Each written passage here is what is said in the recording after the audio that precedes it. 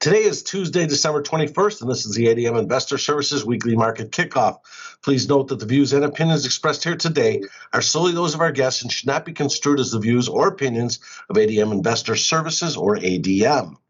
Today's guests are Steve Freed, ADMIS Vice President of Grain Research, and Alan Bush, ADM Investor Services Senior Financial Economist. Steve, starting with the grain markets this morning, March corn and soybean futures are up against key historical resistance. Why? Will prices go higher? Should farmers be selling a rally? Should end users be buying? What's the lowdown, Steve? I think, first of all, prices today are responding in the beans to dry South American weather, so we're adding some weather premium. You can say the same thing about corn. About 40% of South America's crop growing areas in Argentina, Brazil, and Paraguay are drier than normal right now. And over the weekend in Argentina, temperatures were close to 100 degrees. I think that prices will go higher in the first quarter of 2022 as we add more weather premium in the marketplace. We also saw corn rally because of increased demand, whether it's ethanol or exports coming into the United States.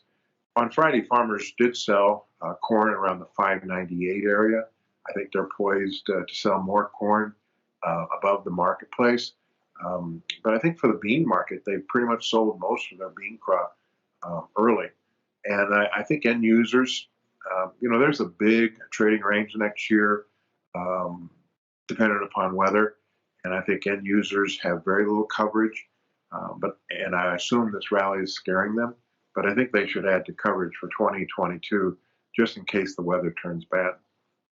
Steve, what's the outlook for the KC wheat futures?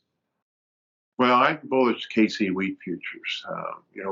We took a lot of prices off of wheat because of the USDA report in December. Now we're seeing dry weather in the southern plains, and the crop insurance people in Washington came out with some acres yesterday that suggest that instead of winter wheat acres going up, they're actually going to go down in 2022. So I think that there's a chance that Kansas City futures could test $9.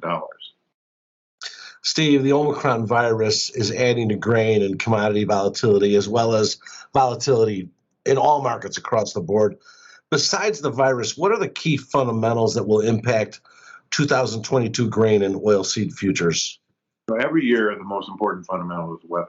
And our weather guy believes that the dryness in the southern plains will continue in the spring and summer and expand into the western corn belt. Some dryness in the southeast could also move to the west. So we could have a much drier than normal and warmer than normal summer. And so that suggests that the number one thing is weather. We'll obviously be watching Russia and U.S. Tension. Today, Russia slowed dramatically the amount of gas that they're sending to Europe. They do not want NATO to put missiles in Ukraine. And China continues to pull back on any positive relation with the U.S. and is talking about maybe someday taking over Taiwan. Lastly, Steve, can you comment on the net managed futures funds position for grains currently? The funds liquidated a lot of their positions, especially in soybeans and wheat, on the December options expirations, and also going into the January contract expiration. So right now they have the second largest long position in the grains over the last 6 to 7 years, but they have a lot of room to buy in case there's inflation or in case there's a weather problem in 2022. So something to continue to watch. Alan, looking at the stock indexes, what will the S&P futures, or will the S&P futures be higher on a month-to-month basis in December? Well, yes, I think they will. And right now we're about at the same level as where we were at the end of November. So we are apparently holding up relatively well in spite of a variety of negative news, including the December 15th Fed policy meeting, which was a bit more hawkish than some analysts had anticipated. Also, of course, the variant news. So, yeah, futures holding up well. And, of course, the seasonal is still for the December, the month of December, for futures to close higher on a month-to-month basis. So I'm still on board for December being an up month, month over month in the S&P futures. What's the outlook for the U.S. dollar index, Alan, and the euro going into the end of the year and into 2022?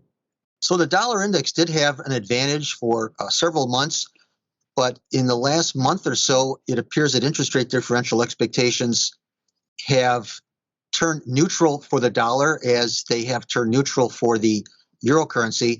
So I'm inclined to believe that for the balance of this year, we'll probably see the broad trading range for the dollar index and the euro currency continuing. And I think that trend will continue into the beginning of next year. So any breakouts that we may see along the way, I think will probably not follow through. So look for this broad congestion pattern to continue this year and into the beginning of next year. And finally, Alan, give us your thoughts on interest rates and in particular, the technical outlook for the euro dollar futures. Okay, the euro dollar has been in a downtrend since October. Of course, that's the short-term interest rate futures market, as the Fed has become more hawkish in that period. And in fact, of course, we did have a more hawkish Fed at the December meeting. But I think futures are very oversold now. There are some very steep downtrend lines that I think futures will be coming up against soon. And ultimately, I'm inclined to believe that we will see a breakout to the upside. Of course, we have 3 tightenings from the Fed fully priced in to pricing in the Eurodollar futures. So any indication of a slower global economy could result in some short covering and then a bounce higher. So from here, I think we can actually see higher prices for the Eurodollar futures. Any new lows in the March contract around the 99.60, 99.62 area, I believe should be used as a buying opportunity. So many people are short, and I think there is a strong possibility that there will be a recovery gain from these levels. Thank you both. Remember, the views and opinions expressed today on this video are solely those of our guests and should not be construed as the views or opinions of ADM Investor Services or ADM. If you'd like more information about our brokerage services, would like to speak to one of our experts about managing your risks, or would like to open a trading account, please visit www.admis.com.